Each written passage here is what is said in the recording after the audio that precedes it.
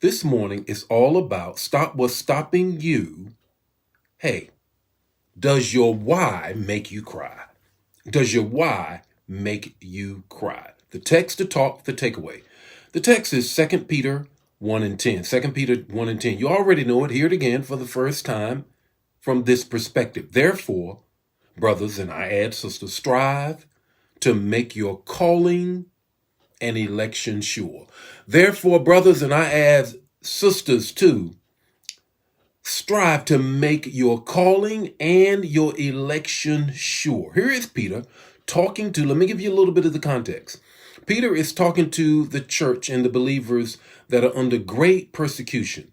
And under this persecution, Peter says the thing that's going to get you through from those who are trying to stop you and stop us from pressing forward with the gospel, you better make sure you're called. You better make sure you are called and that you know that God has called you to this particular thing, because that is what is going to give you what it takes to get through.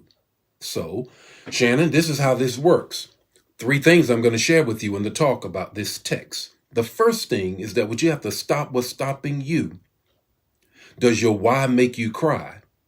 Is this. Stop comparing your calling and competing your calling to other people's calling.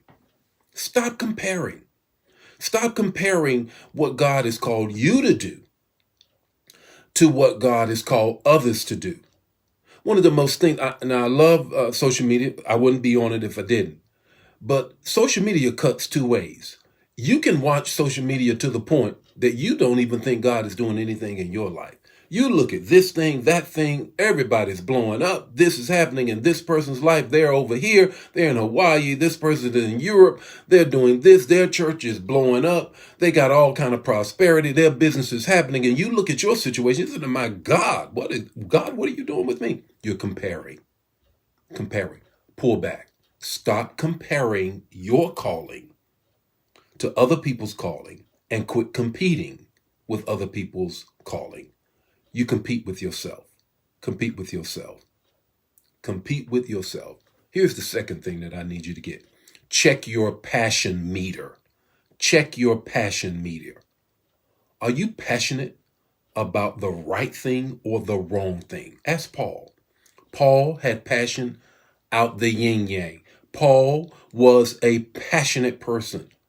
I mean, Paul wanted to get it done at all costs. But when Paul looked up after Jesus knocked him off his beast and he went to the street called Straight, and Ananias witnessed to him, he realized that his ladder had been leaning against the wrong wall. What if your ladder is leaning against the wrong wall? You're climbing it every run as hard as you can and as passionate as you can, but that ain't even the call that's on your life. I have this, and this will help you. It's going to bless you. My son always says this. I'm so proud of him. He graduates from seminary tonight. Yay! He graduates from seminary tonight. Powerful, anointed young man. Powerful, anointed young man. And he always says this. He says, Dad, we are born to solve a problem in the earth. You are born to solve a particular problem in the earth. And you need to know that, because the worst thing can happen in your life is that you have your ladder leaning against the wrong wall, climbing it as hard as you can, passionate as you can, and then you realize that ain't the call on your life. Reflect, do some self-reflection. Does your why make you cry? Does this thing make you cry?